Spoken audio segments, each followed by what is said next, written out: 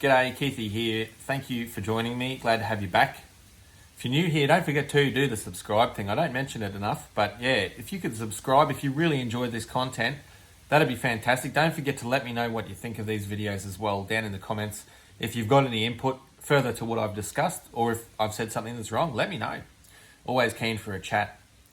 So what are we here to do today? Okay, so we've got the camper trailer here. Here's our battery for the camper trailer. Now, sometimes you think that solar is a dark hard, and it can be. You could sometimes be running your solar panels and not exactly know what you're putting in, nor for that matter, what effect does a long run of cable have on what your solar panels can actually put out.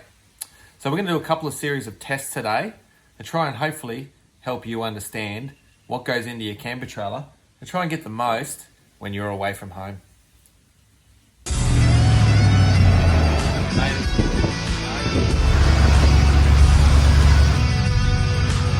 Well, we couldn't go without checking this out. Right, tearing up tyres now. G'day, Keithy here. G'day, Keithy here. G'day, Keithy here.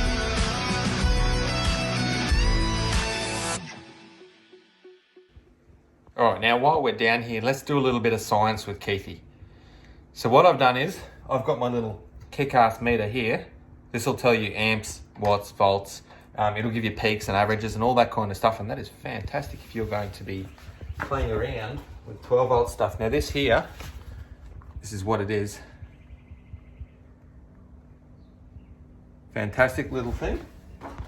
I've had that for many years, and I tell you what, I swear by it. Now we're going to do a test here. What we have beneath us here, other than my feet, are two Anderson plugs. Now the little one you see here, this is only rated to about 20 amps, I believe. It says here it's Nava sheathed cable twin core, 4mm, and Australian made. Well, that's good because Australian made is the go. 4mm, I don't know exactly what it's rated to, but I'm pretty sure it's 25 amps. This other one we've got here, this one is rated to 40 amps. So it's a bigger wire, and I just run that wire. I can't tell you the exact size off the top of my head, but I'm pretty sure it's about 6 BNS. Again, it's Australian made Nava wire, and I've made it to the exact same length, straight off my solar panel. So let's go for a walk now. I'll turn you around and we'll have a look at exactly what we've got. Okay, so welcome to Walking with Keithy. We're going to walk all the way the length of these two wires here, all the way out through my garden that's in need of maintenance to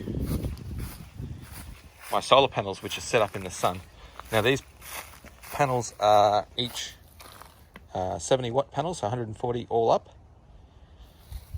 The little controller on the back is not doing anything. I'm just using it right now to join the wires together, so that for the sake of this little test, the wires are joined in the exact same position, location and manner. And as you can see, the wires are the exact same length. Hello to Shadow. Let's go in and see what happens. All right, so I have got the little fridge running off this trailer at the moment. That way we've got a bit of load. So when we put these Anderson plugs on here to check what kind of amps we're getting through, we're going to be able to have some kind of representation because this using power, so it's going to require charging of this thing. So I'm going to go ahead now and plug this one in. We'll leave it for 5 minutes. I'll time it. We'll see on here what the average power in, amps in was. And then we'll do 5 minutes with the other one, with the thicker wire, and we'll compare the two without even moving the solar panels from their position. All right, so we'll go the little one first. The solar panels are out in full sun at the moment. So we'll put him in here. You can see the kick-ass meter is lit up. Let's start the timer.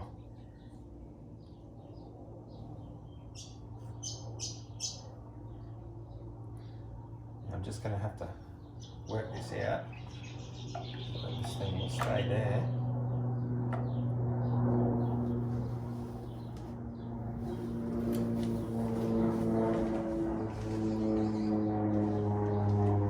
And we're getting close. We're at 4 minutes and 38, just so you can see the peaks, the amp hours, and all of the other information.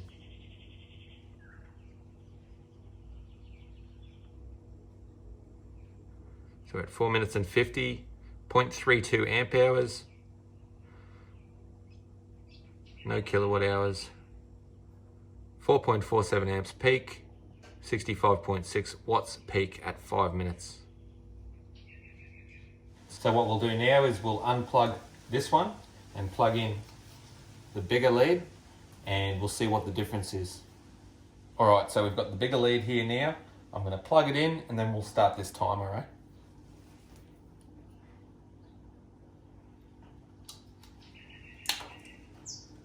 Right, so that's away. Let's set this up again. Start the timer.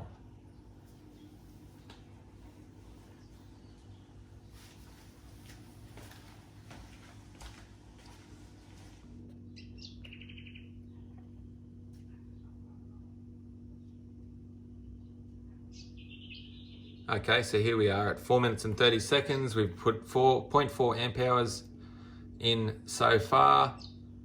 You can see that we're sitting around the 5 amps. So amps peak was 566 and 83.2 watts. Sitting about a whole amp higher than with the smaller cable, and also about, oh, there's my finger, there we go. So about 10 to 15 watts higher than what the other ones were. So we're at 5 minutes now. Let's see how much we've made. 5.66 amps peak, 83.2 watts peak at 5 minutes, and that's 0.44 amp hour. All right, so amps, watts, you're probably going, what the hell does it mean? Okay, so watts is a unit of measurement of power, and amps is how much, essentially. It's like an engine with power and torque. Torque is the driving force or the effort, and power is essentially how much grunt you've got.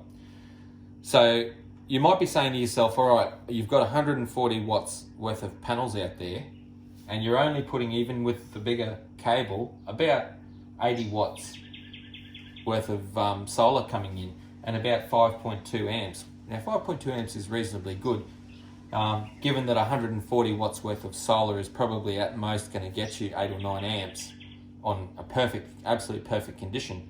But why am I only getting 78 watts?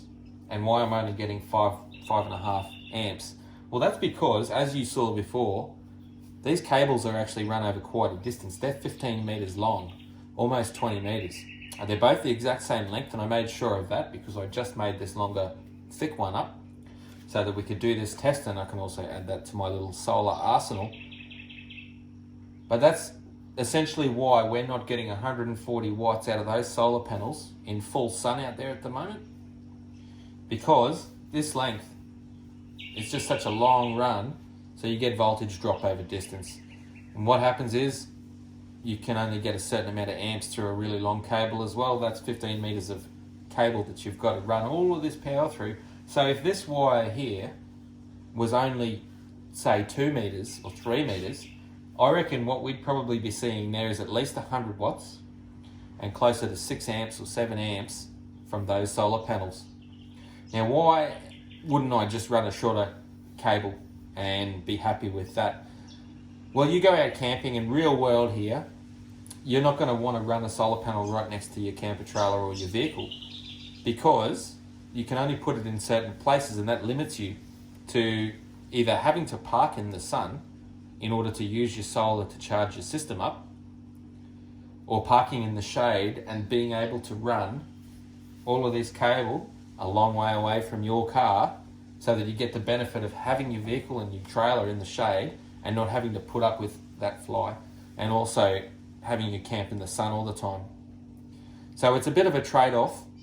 You can either have your camp in the full sun and maximize those solar panels with a shorter cable, or you can have a really long cable like this, which a lot of people do. You lose a couple of amps and you lose a couple of watts, but you still put in quite a lot. Now, 5 amps from this cable here is probably the equivalent to your average Waco fridge while it's running. So if your fridge is cycling on and off because it's in fridge mode or freezer mode, whichever it may be, you're going to be constantly putting in about that 5 amps on a good day, perfect conditions, mind you, which is exactly what your fridge will need to run. When your fridge cycles and turns itself off for a bit of a breather, then you're putting in about 5 amps continuously to your battery. So you are going to gain on your battery using that, and that's, like I said, 140 watts worth of solar there. So if you were in dire straits and you needed to charge that battery, then you'd know that you're going to make ground on it. While we're here, let's check. We'll see how long this has been going for now. 9 minutes and 22 seconds. 0.81 amp hours. 0.1 kilowatt hours. 5.7 amps peak and 83.2 watts peak.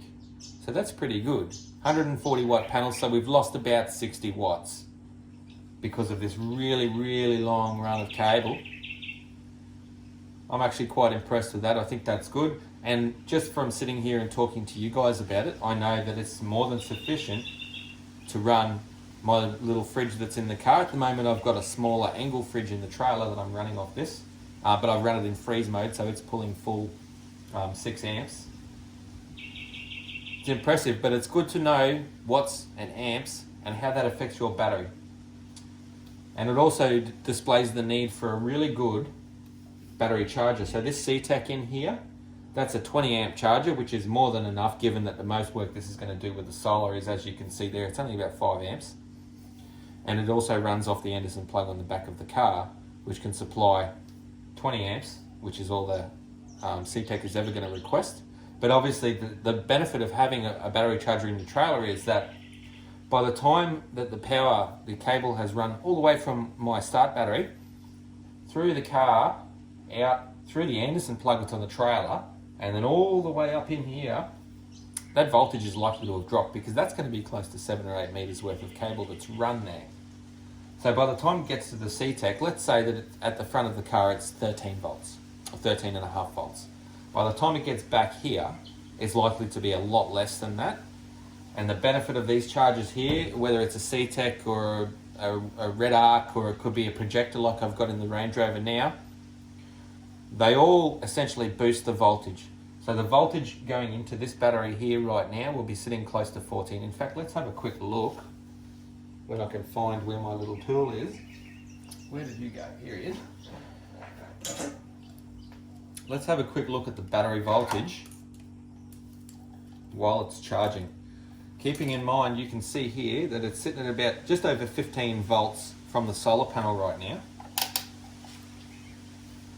I'll put this up here for you to see. Hopefully you can see that.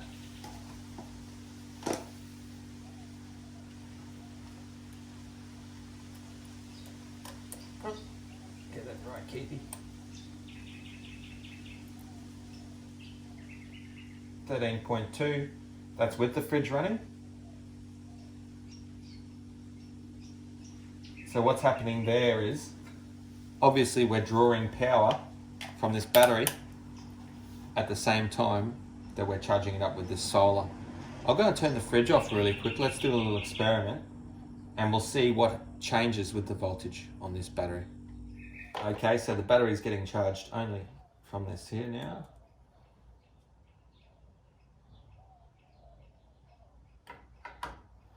Now let's see what this battery is doing with the fridge turned off.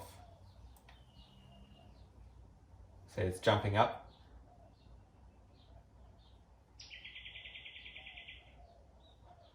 Now this C-Tech should stop at 14 volts and it should just maintain that. So look at that, 13.97 volts. That's pretty well 14 volts in my books.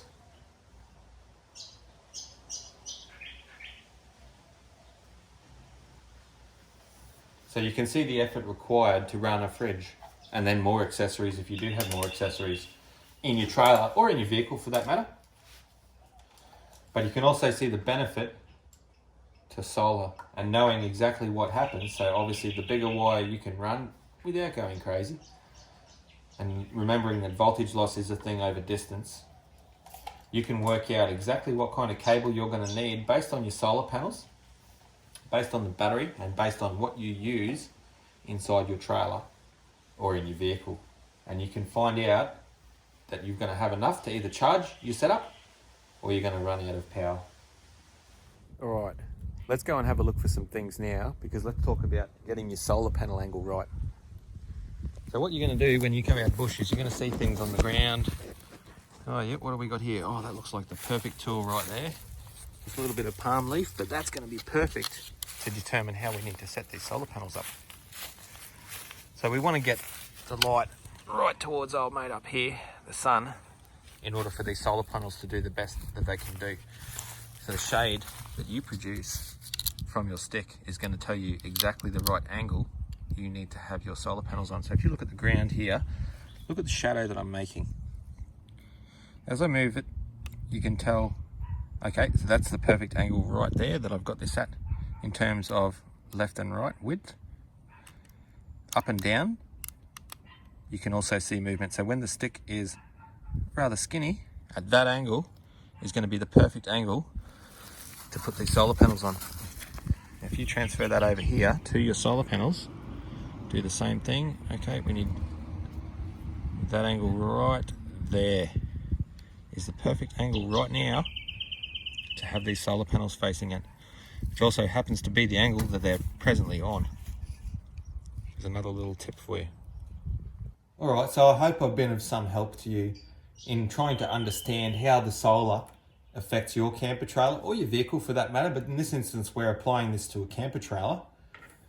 Cable length, cable size, and the positioning of your solar panels all have a big effect on how you charge up your auxiliary battery or your trailer battery. Thanks for watching. Don't forget to subscribe if you're interested in videos like this that I produce.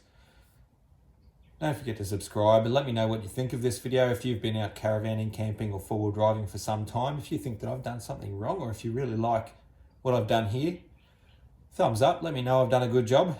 And if you think you've got anything to add, feel free to comment down below, because there's no other better thing than helping other people out when they're doing similar things to this. Thanks for watching. We'll see you next time.